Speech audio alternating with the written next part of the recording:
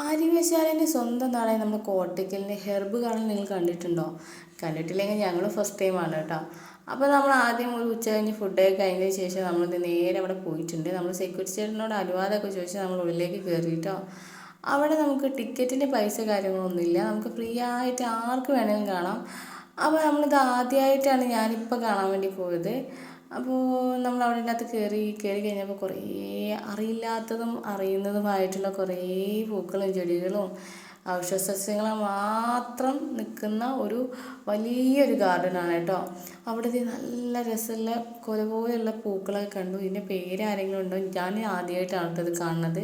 കണ്ടപ്പോൾ നല്ല രസം തോന്നിയപ്പോൾ ചെറുതായിട്ടൊരു ഫോട്ടോ ഒക്കെ എടുത്തു. നല്ല രസമില്ലേ കണിക്കൊന്ന പോലെ ഇരിക്കുന്നത്. പിന്നെ അതിന് ശേഷം നമ്മളിത് ഈ ഒരു ചുറ്റുപാട് മൊത്തം ഓർക്കിഡാണ് കേട്ടോ. ഇഷ്ടംപോലെ ഓർക്കിഡും കാര്യങ്ങളൊക്കെ ഉണ്ട്. ഇത് നിലനിൽക്കുന്നത് തന്നെ നമ്മുടെ മെയിൻ കോട്ടയ്ക്കൽ ആര്യവൈശാലിൻ്റെയൊക്കെ അടുത്ത് തന്നെയാണ്. നമുക്ക് നടന്നു വരാനുള്ള ദൂരമുള്ളൂ. ഞാൻ കോട്ടയ്ക്കൽ ഉണ്ടായിട്ട് പോലും ഞാൻ ആദ്യമായിട്ടാണ് കേട്ടോ ഇതിൻ്റെ ഉള്ളിൽ കയറുന്നത്. സത്യം പറഞ്ഞു കഴിഞ്ഞാൽ കുട്ടികൾക്കൊക്കെ നല്ല ബെനിഫിറ്റ് ഉണ്ടാവും. കാരണം എന്ന് വെച്ച് കഴിഞ്ഞാൽ നമുക്ക് ഒരുപാട് പഠിക്കാനും നമുക്ക് അറിയാനൊക്കെ പറ്റും. എടുക്കുന്നതിൻ്റെ ആത്മാർത്ഥതയിൽ ചെടികളൊക്കെ ചെറുതായിട്ടൊന്ന് തൊട്ട് നോക്കിയപ്പോൾ സാറ് ഞാൻ തുടരുതെന്ന് പറഞ്ഞു കേട്ടോ. കാരണം അവരത്രയും നന്നായിട്ട് നോക്കി നടത്തുന്നതല്ലേ. അതുപോലെ തന്നെ തൊട്ടാവാടി ഉൾപ്പെടെയുള്ള കാട്ടുചെടി വരെ ഉണ്ടായിരുന്നു കേട്ടോ. അതാണ് അത്ഭുതം എനിക്ക് തോന്നിയത്. പിന്നെ നമ്മൾ ഓരോ കാര്യങ്ങളും സംസാരിച്ചിട്ടും പറഞ്ഞിട്ടും ഒക്കെയാണ് പോകുന്നത്. ഇതൊക്കെ കണ്ടോ, ഇതൊക്കെ നമ്മൾ കാട്ടിലുള്ള ഏതൊക്കെയോ ചെടികളാണ്, ഇതൊക്കെ ഔഷധസസ്യമാണെന്നുള്ളത് ഞാൻ ഇപ്പോഴാണ് കേട്ടോ അറിയുന്നത്. പിന്നെ നമ്മൾ ആർച്ച് പോലുള്ളൊരു സംഭവമുണ്ട്. ഇത് മൊത്തം സൈഡിൽ ബുഷസ് വെച്ച് അലങ്കരിച്ചിരിക്കുകയാണ്. പിന്നെ ഈ ആർച്ച് പോലെയുള്ള ഉള്ളിലേക്ക് വെച്ച് കഴിഞ്ഞാൽ മുള്ളുചെടികളാണ് കേട്ടോ. മുള്ളുചെടികൾ ഔഷധമാണോ എനിക്കറിയില്ല, വെറുതെ കാണാൻ വെച്ചാണോ എന്നറിയില്ല. നമുക്ക് നല്ല ഭംഗിയായിട്ട് ഇങ്ങനെ അറേഞ്ച് ചെയ്ത് വെച്ചിട്ടുണ്ട്. ഇത് മൊത്തം കണ്ടോ. നമ്മൾ വീട്ടിലൊക്കെ നമ്മൾ ഇതുപോലത്തെ ചെടികളൊക്കെ കണ്ടിട്ടുണ്ട്. അപ്പോൾ ഇതെല്ലാം കൂട്ടായിട്ടിരുന്നപ്പോൾ നല്ല രസമുണ്ടായിരുന്നു. നിങ്ങൾ ഇതുപോലത്തെ ഗാർഡനിലൊക്കെ പോയിട്ടുണ്ടോ? എങ്ങനെയാണ് നിങ്ങളുടെ എക്സ്പീരിയൻസ് കാര്യങ്ങളെ ജസ്റ്റ് ഒന്ന് കമൻറ്റ് ചെയ്യാൻ മറക്കരുത് കേട്ടോ. പിന്നെ ഈ ഒരു സാധനമൊക്കെ എൻ്റെ വീട്ടിലുണ്ടായിരുന്നു കേട്ടോ. അത് കണ്ണ് കെട്ടാതിരിക്കാൻ വേണ്ടി കൊണ്ടുവച്ച സാധനമായിരുന്നു.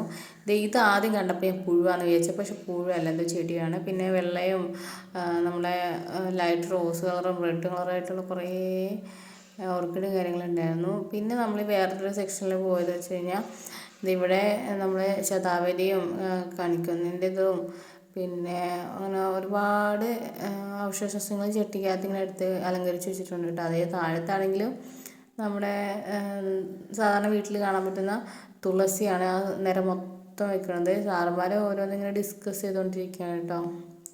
സാധാരണ നമ്മളെ കാട്ടിലുള്ള എല്ലാ ചെടികളും ഔഷധസസ്യങ്ങൾ നമ്മളിവിടെ കൊണ്ടുപോയി വെച്ചിട്ടുണ്ട്. ഇതെന്ന് പറയുന്നത് നീറാമ്പഴത്താണ് കേട്ടോ. പിന്നെ ഞാൻ അതിൻ്റെ ഇടയ്ക്കാണെങ്കിൽ വ്ലോഗ് എടുത്തുകൊണ്ടിരിക്കുകയാണ്. കാരണം നമ്മൾ നല്ലൊരു സാധനം കണ്ടു കഴിഞ്ഞാൽ നമ്മൾ ബാക്കിയുള്ളവർക്ക് കാണിച്ചു കൊടുക്കണം എന്നാണല്ലോ. അപ്പോൾ എൻ്റെ ഒരു ആത്മാർത്ഥത കൊണ്ട് ഞാൻ നിങ്ങൾക്ക് കാണിച്ചു തരാമെന്ന് വിചാരിച്ചു. അപ്പോൾ കോട്ടയ്ക്കലിൽ ആരെങ്കിലും ഇവിടെ ഉണ്ടെങ്കിൽ തീർച്ചയായിട്ടും ഇവിടെ വന്നിട്ട് ഇതൊക്കെ ഒന്ന് കണ്ട് എക്സ്പീരിയൻസ് ചെയ്യണം കേട്ടോ.